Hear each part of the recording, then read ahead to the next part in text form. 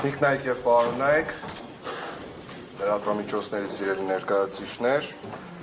հարգելի հյուրեր, ազգային ժողովի պատգամավորներ, բարև ձեզ, բարով եք եկել մեր քաղաք, ինչպես ասեց պարոն Ղուկասյանը, սա քաղաք է, այրաքաղաք է, համայնք չէ։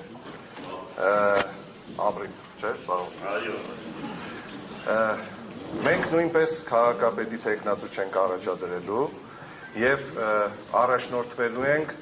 մարտի 31-ին առավոտյան իմ արված հրապարակման մեջ տեղ գտած հայտարարություններով, այսինքն մեր քվեներով ապահովելու ենք ընդդիմադիր քաղաքապետի թեկնածուի ընտրությունը, որովհետև վստահորեն պնդում ենք, որ դա է պահանջում այսօր պետության առավելագույն շահը։ Մնացած հարցերի հետ կապված, ավագանու աշխատանքի հետ կապված, մենք ունենք մեր ծրագրերը, մեր առաջարկությունները, կներկայացնենք ապագա քաղաքապետին, քննարկումների արդյունքում, եթե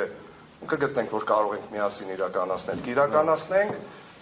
եթե ոչ հոգ չէ, մենք կշարունակենք մեր աշխատանքը ավագանիում, արդեն մեր աչքի առաջ ունենալով քաղաքի առավելագույն շահը և ներկայացված նախաձեռնություններին